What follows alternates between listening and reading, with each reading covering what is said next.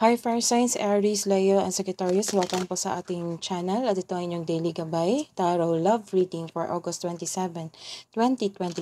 Please be reminded that this is channel reading po. So maaari kayo makarelate o hindi. Just take what resonates. Gamitin ang reading na ito bilang gabay lamang.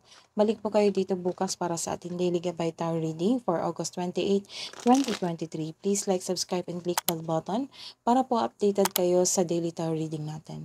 Maraming salamat po. Spirit guys, ano po ang message nyo para kay Fire Signs, Aries, Leo, and Sagittarius ngayong August 27, love reading para sa mga single.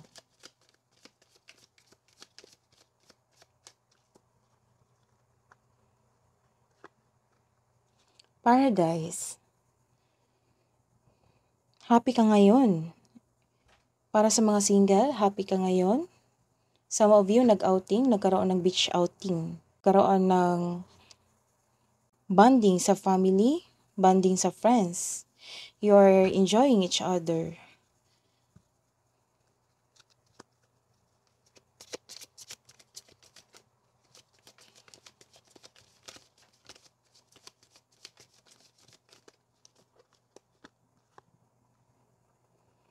Some of you heartbroken. You are deeply hurt.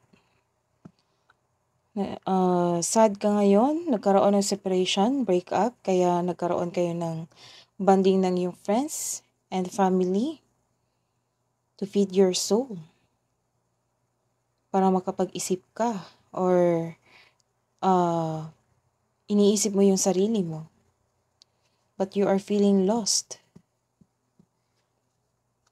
Message po, love message po para kay Fire Signs, para sa mga couple, sa mga may kapareha. Ngayong August 27, 2023.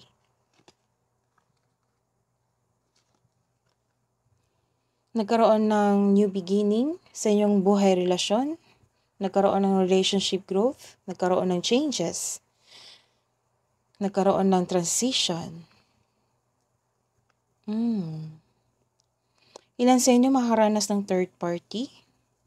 So, mag-ingat. It might be you or yung kapareha. Mag-ingat sa isang taong ito na pilit pumapasok sa inyong relasyon. Nag-flirt siya.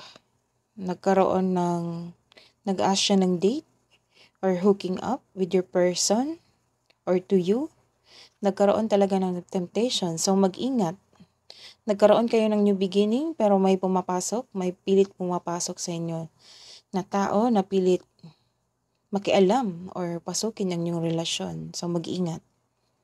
What's the love message for single?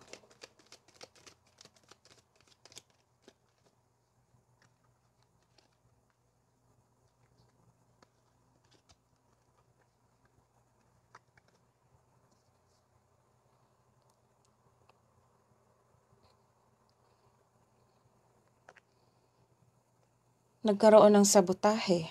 Nagkaroon ng obsession. It might be you or yung kapareha mo doon, yung past love mo. Yung dahilan sa inyong paghihiwalay ay nagkaroon ng materialism or addiction, pagsasabotahe. Nagkaroon ng obsession or controlling siya na partner.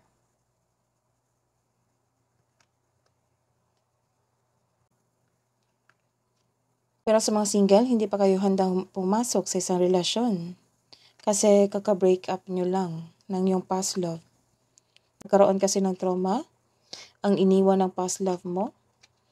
Hirap kang magtiwala ulit sa isang tao.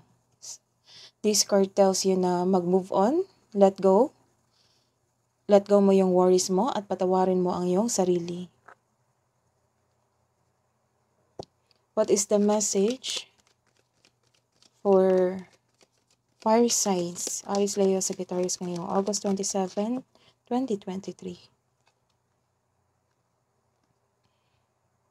Reverse card. So, nagkaroon ng disbalanse sa buhay pag-ibig, disbalanse sa iyong sarili, or disbalanse sa inyong oras sa isa't isa. Nagkaroon din ng unfair treatment or bias. Nagkaroon ng false accusation.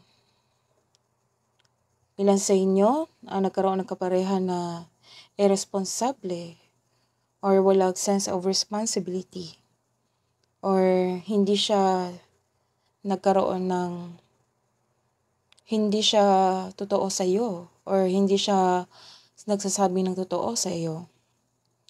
So, this is the confirmation na nagkaroon ng seduction, flirting with someone, nagkaroon ng temptation, kaya nagtanong ka sa kanya kung totoo ba ito.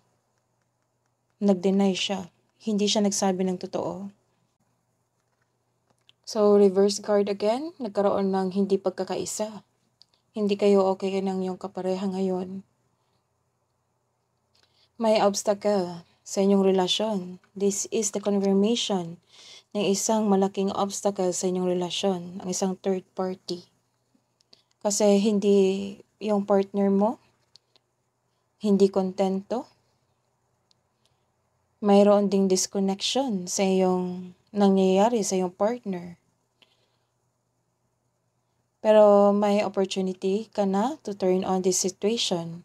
Kaya magbigay ng pasensya, listen to your heart, listen to your intuition, get back on your track, tanungin mo ulit, or magmasid, or mag-investigate kung totoo ba ito or hindi. What's the message for single na no boyfriend, girlfriend since birth?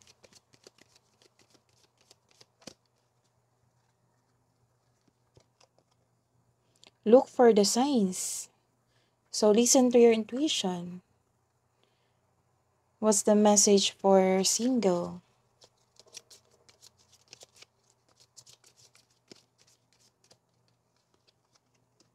Trust. So this is the confirmation. To trust yourself, trust your intuition, listen to your intuition. Kasi isa tong mahalagang part sa ating buhay para gabayan tayo sa ating buhay, sa ating na patungo sa isang right path. Trust, transformation occurs through acceptance. To move on. So the message is para mag-move on ka, magkaroon ka ng acceptance. Once you accept the current situation, it will automatically transform you.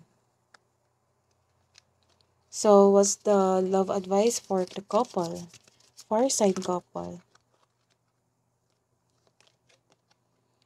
Imagine all unwanted thoughts dissolving into light, creating room for new opportunities and possibilities for your life.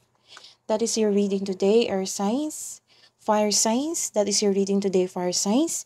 Balik po kayo dito bukas para sa love reading natin August 28. Please like, subscribe, and click bell button for notification para po updated po kayo sa daily tarot reading natin. Maraming salamat po.